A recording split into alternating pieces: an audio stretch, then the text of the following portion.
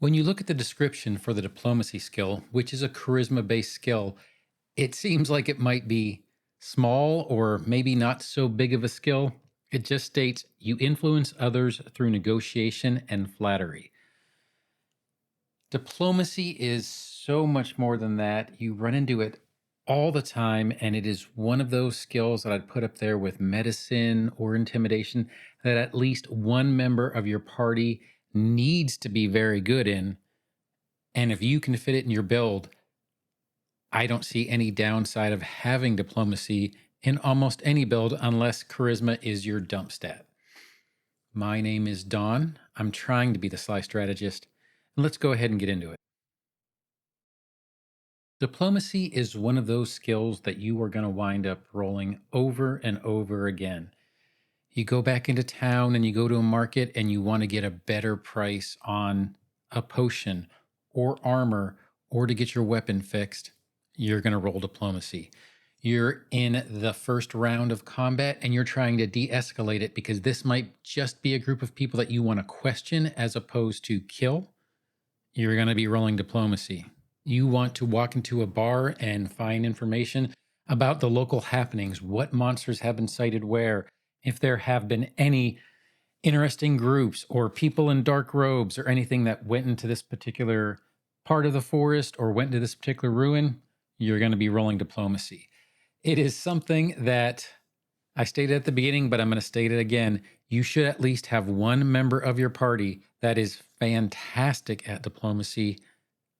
And it is something that could fit into almost any build as long as charisma is not your dump stat. Now, with that being said, there are some pretty good things that you can do with it. And let's go ahead and get into what you can do with diplomacy.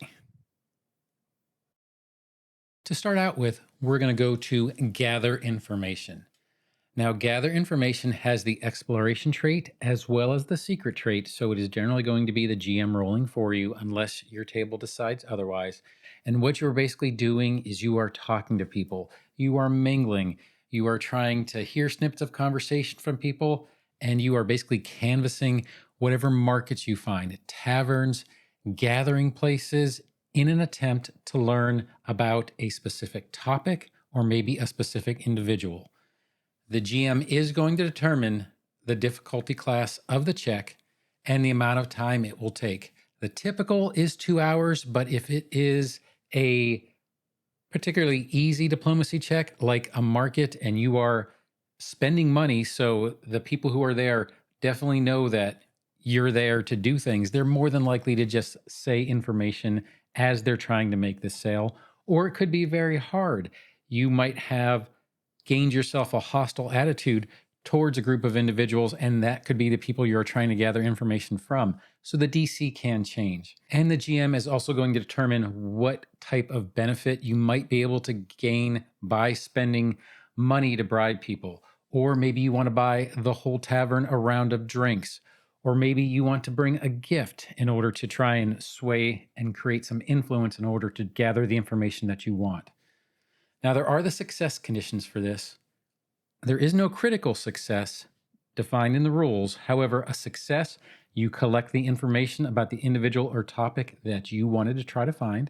The GM is going to determine what information they are going to give to you. On a failure, you just don't gather any information. But on a critical failure, you collect incorrect information about the individual or topic. Maybe someone was intentionally trying to mislead you. Maybe someone just misheard some information, or kind of like that old telephone game that you played at the end. By the time that they heard the information, it's third, fourth, fifth hand, and it's just not good information. And that can happen on a critical failure. Now, there are some examples of some sample depending on what your proficiency level is. Now, on an untrained, you are pretty much just going to get the talk of the town information, what everybody's talking about. If you are trained, you will get some common rumors. Expert, you'll start getting some obscure rumors, some secrets that maybe people aren't so guarded at giving out.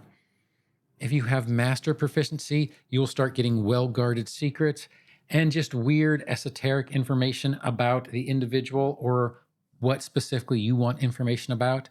And if you are legendary, You are going to be able to get information that is only known to fairly high level individuals, a select group of individuals, or only to extraordinary beings, maybe gods, maybe extraplanar beings, but you will be able to get that kind of information if you are legendary. Let's go ahead and move on to make an impression. So, make an impression has the auditory trait, the concentrate trait, so you can be disrupted, the exploration trait, linguistic trait, and the mental trait. What you are trying to do when you are making an impression is you are basically trying to elevate the attitude of that particular creature, object, NPC, or person towards you. So, with at least 1 minute of conversation, although it could be longer depending what the GM wants to do, you are going to be super charismatic. You're going to flatter. You're going to talk. You're going to tell people that you love how they did their hair, or you're going to wonder where they bought their boots because they look fantastic. You'll be doing things like that, as well as other acts of goodwill.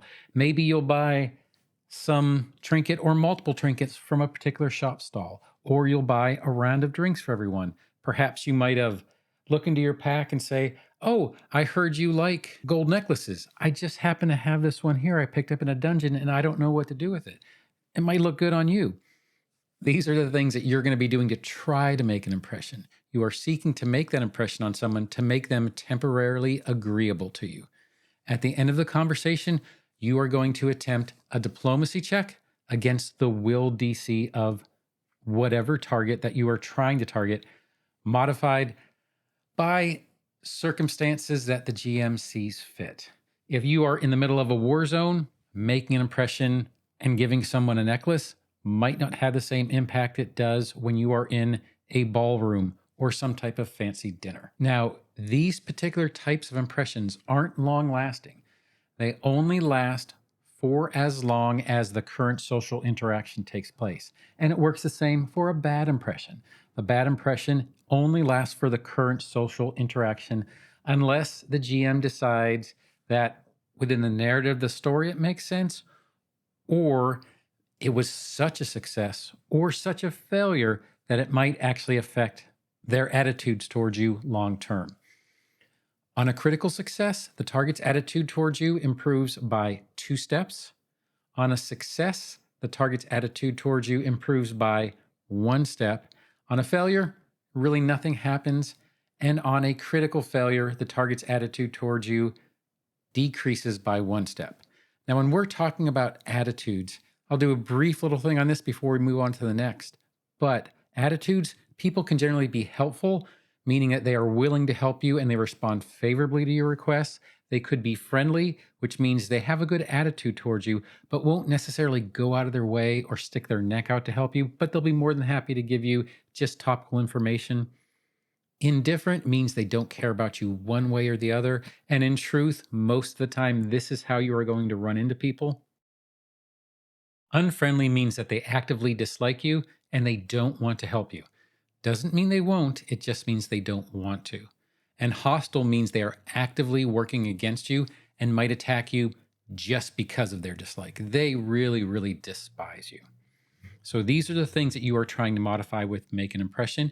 Raise it on a success or critical success, or lower it on a critical failure.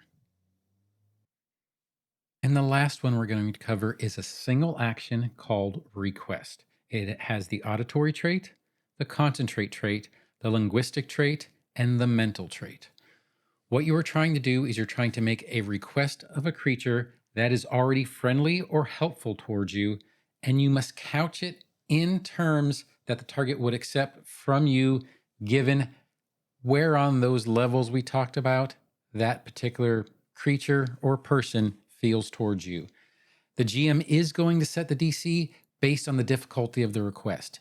If you are asking someone to go pick you up a meal from the inn while you're on a stakeout and they're helpful or friendly towards you, it might not be that high of a DC. However, if you are asking someone to go steal the keys from a guard for the jailhouse, that's a very difficult request to make to someone, regardless of what their attitude towards you are. So the DC is going to be very high, if they even accept that request. Some requests can be considered unsavory, making the person unwilling to do them, And they could also be impossible. And if that's the case, then the NPC, the person, the creature will basically tell you that it's impossible. So even a helpful NPC will never agree to do them because they know they cannot succeed. This has the kind of more normal success conditions. On a critical success, the target agrees to your request without any qualifications.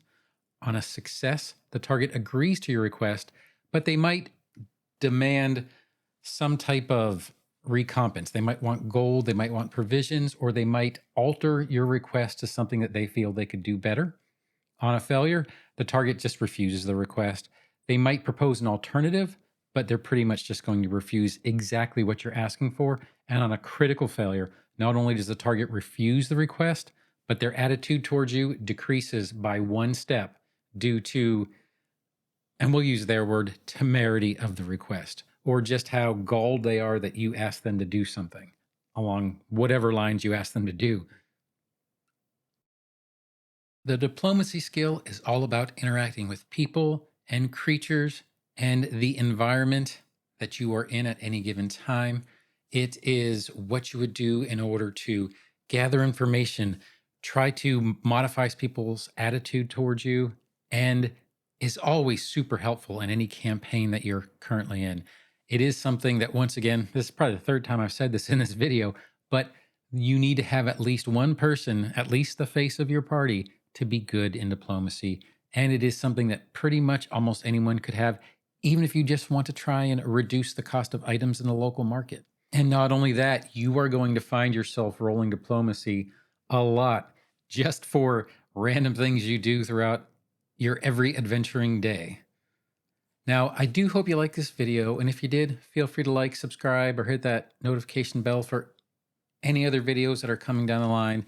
But whatever you do, I hope you have a great day and happy adventuring. Thanks.